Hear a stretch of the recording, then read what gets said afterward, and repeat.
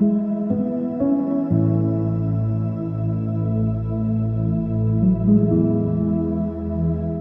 ಕ್ರಿಸ್ತನಲ್ಲಿ ಪ್ರೀತಿಯುಳ್ಳ ದೇವಜನರೇ, ನೀವೆಲ್ಲರನ್ನ ಈ ಪರಿಶುದ್ಧ ಬೆಳಗಿನ ಜಾವದಲ್ಲಿ ತುಂಬು ಹೃದಯದಿಂದ ವಂದಿಸುವನಾಗಿದ್ದೇನೆ. ಕರ್ತನ ಈ ಕೃಪೆ ದಿವಸವನ್ನ ನಾವು ತಿರುಗಿ ಆತನ ಮಹಿಮೆಗಾಗಿ ಕಳೆಯುವುದಕ್ಕಾಗಿ ಆತ್ಮಿಕ ಕುರುಡುತನಕ್ಕೆ ಕಾರಣಗಳೇನೆಂಬುದನ್ನ ನಾವು ಅಭ್ಯಾಸ ಮಾಡ್ತಾ ಇದ್ದೇವೆ. ನಮ್ಮಲ್ಲಿ ಎಷ್ಟೋ ರೀತಿಯಿಂದ ಸೈತಾನನು ಕುರುಡುತನವನ್ನು ತರುವುದಕ್ಕೆ ಬಹಳಷ್ಟು ತಂತ್ರಗಾರಿಕೆಯನ್ನ ಮಾಡುವುದನ್ನ ನಾವು ನೋಡಿಕೊಳ್ತೇವೆ. ನಾವು ಸೈತಾನನ ತಂತ್ರಗಾರಿಕೆಗೆ ಒಳಗಾದರೆ ನಾವು ದೇವರಿಗೆ ವಿರುದ್ಧವಾದಂಥ ವ್ಯಕ್ತಿಗಳಾಗಿ ಜೀವಿಸ್ತೇವೆ. ಈ ಕಾರಣ ನಾವು ಬಹಳಷ್ಟು ಎಚ್ಚರಿಕೆಯನ್ನ ವಹಿಸುವ ಮಕ್ಕಳಾಗಿರ್ಬೇಕು. ಮೊದಲಾಗಿ ನಾವು ತಿಳಿದುಕೊಳ್ಬೇಕೇನೆಂದ್ರೆ, ನಾವು ಯಾವಾಗ ಪಾಪದ ಸಂಗತಿಗಳಿಗೆ ಒಳಗಾಗ್ತೇವೋ ಅಲ್ಲಿ ನಮ್ಮ ಜೀವಿತ ಕುರುಡುತನಕ್ಕೆ ಒಳಗಾಗಿ ಹೋಗ್ತದೆ ಎಂಬುದಾಗಿ ದೇವರ ವಾಕ್ಯ ಜಫನ್ಯನ ಗ್ರಂಥ 1ನೇ ಅಧ್ಯಾಯದ 17ನೇ ವಚನದಲ್ಲಿ ನೇರವಾಗಿ ಬರೆಯುವುದನ್ನು ನಾವು ನೋಡ್ಕೋತೇವೆ. ಕರ್ತನಾದ ನನಗೆ ಜನರು ಪಾಪ ಮಾಡಿದ ಕಾರಣ ಕುರುಡರಂತೆ ನಡೆಯುವ ಹಾಗೆ ಅವರನ್ನ ಸಂಕಟ ಪಡಿಸ್ತೇನೆ. ಕರ್ತನು ನೇರವಾಗಿ ಮಾತಾಡ್ತಾರೆ. ಯಾವಾಗ ಜನರು ಪಾಪ ಮಾಡ್ತಾರೋ ಅವಾಗ ಅವರು ನೇರವಾಗಿ ಕುರುಡರಂತೆ ನಡೀತಾರೆ ಎಂಬುದಾಗಿ ದೇವರ ವಾಕ್ಯ ನೇರವಾಗಿ ಹೇಳುವುದನ್ನ ಈ ಕಾರಣ ನನ್ನ ಪ್ರಿಯ ದೇವಜನರೇ, ನಾವು ಮೊಟ್ಟಮೊದಲೇದಾಗಿ ನಮ್ಮಲ್ಲಿ ಪ್ರಯತ್ನ ಒಂದು ಇರಬೇಕೇನೆಂದ್ರೆ, ನಾನು ಯಾವ ಕ್ಷೇತ್ರಗಳಲ್ಲಿ ದೇವರಿಗೆ ವಿರುದ್ಧವಾಗಿ ಪಾಪ ಮಾಡ್ತಾ ಇದ್ದೇನೆ, ಯಾವ ವಿಷಯಗಳು ದೇವರ ಸಂಗತಿಗಳು ನನ್ನಲ್ಲಿ ಇಲ್ಲದಂತೆ, ನಾನು ಕೇಡಿಗೆ ಒಳಗಾಗುವಂತೆ ನನ್ನನ್ನು ಮಾಡ್ತಾ ಇವೆ, ಕುರುಡನಂತೆ ಮಾಡುವುದಕ್ಕೆ ಇಚ್ಛೆಗಳಿವೆ ಎಂಬುದಾಗಿ ನಾವು ಅರ್ಥ ಮಾಡಿಕೊಂಡು ನಡೆಯುವುದು ಅಗತ್ಯ ಎಂಬುದಾಗಿ ನಿಮಗೆ ನಾನು ನೇರವಾಗಿ ಹೇಳುವುದಕ್ಕೆ ಮನಸ್ಸು ಮಾಡ್ತೇನೆ. ಈ ಕಾರಣ ನಾನು ಈ ಬೆಳಗಿನ ಜಾವದಲ್ಲಿ ಕೆಲವು ಆಳವಾದಂಥ ವಿಷಯಗಳನ್ನು ನಿಮಗೆ ಹೇಳುವುದಕ್ಕೆ ಮನಸ್ಸು ಮಾಡ್ತೇನೆ. ಆತ್ಮಿಕ ಕುರುಡುತನಕ್ಕೆ ಮೂಲವಾಗಿರುವಂಥ ಕೆಲವು ಭಯಂಕರವಾದ ಸಂಗತಿಗಳನ್ನು ನಾವು ತಿಳಿದುಕೊಳ್ಳುವುದಕ್ಕೆ ಮೊದಲು ಮನಸ್ಸು ಮಾಡಬೇಕು. ನಮ್ಮ ಕಡೆ ಯಾವಾಗ ಸದೃಢವಾದಂಥ ಆತ್ಮಿಕ ಜೀವಿತಕ್ಕೆ ಮನಸ್ಸಿರುವುದಿಲ್ಲವೋ ಆಗ ಕುರುಡುತನ ನಮ್ಮನ್ನ ಪೂರ್ಣವಾಗಿ ಆವರಿಸ್ತದೆ ಎಂಬುದಾಗಿ ನಾವು ನೋಡ್ಕೋತೇವೆ.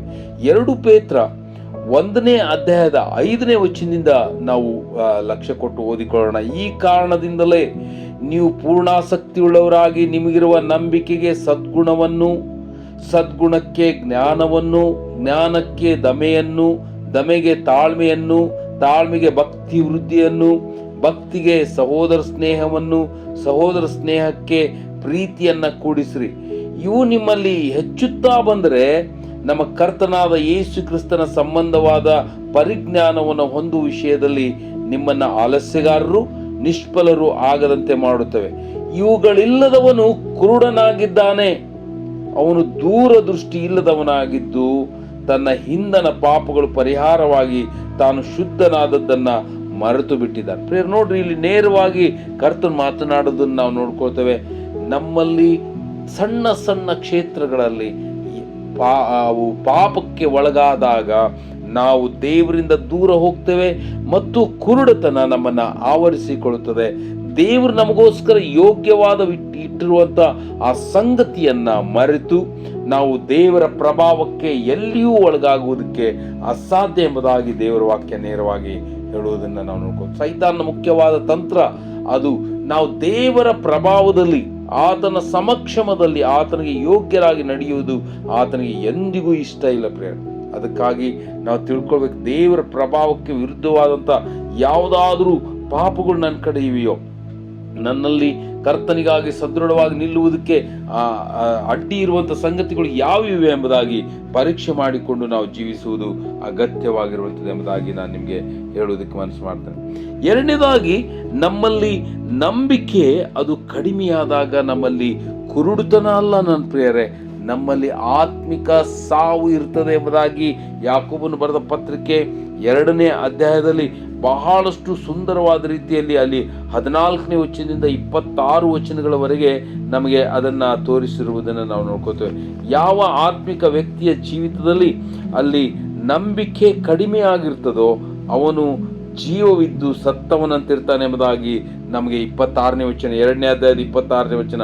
ಆತ್ಮವಿಲ್ಲದ ದೇಹವು ಸತ್ತದ್ದಾಗಿರುವ ಪ್ರಕಾರವೇ ಕ್ರಿಯೆಗಳಿಲ್ಲದ ನಂಬಿಕೆಯು ಸತ್ತದ್ದೇ.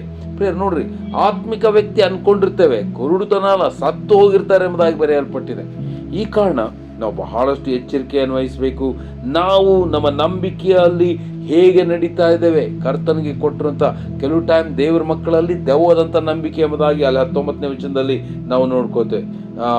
ಅದಕ್ಕಾಗಿ ನಮ್ಮ ನಂಬಿಕೆಯನ್ನು ನಾವು ಸದೃಢಗೊಳಿಸಿಕೊಳ್ಳೋಣ. ಪ್ರತಿನಿತ್ಯ ಕರ್ತನ ಮಹಿಮೆಯಲ್ಲಿ ನಾವು ನಂಬಿಕೆಯಲ್ಲಿ, ಪ್ರೀತಿಯಲ್ಲಿ ನಡೆಯುತ್ತಾ ನಾವು ಬೆಳಕಿನ ಜೀವಿತವನ್ನು ಸಾಗಿಸುತ್ತಾ ನಮ್ಮ ಎಲ್ಲ ಆತ್ಮಿಕ ಕುರುಡುತನದಿಂದ ಹೊರಗೆ ಬಂದು ಕರ್ತನಿಗಾಗಿ ಜೀವಿಸುವಂತೆ ನಮ್ಮನ್ನು ಒಪ್ಪಿಸಿಕೊಳ್ಳೋಣ. ಹಾಗಾಗುವಂತೆ ಕರ್ತನ ನಿಮ್ಮನ್ನು ಆಶೀರ್ವದಿಸಲಿ. Thank you.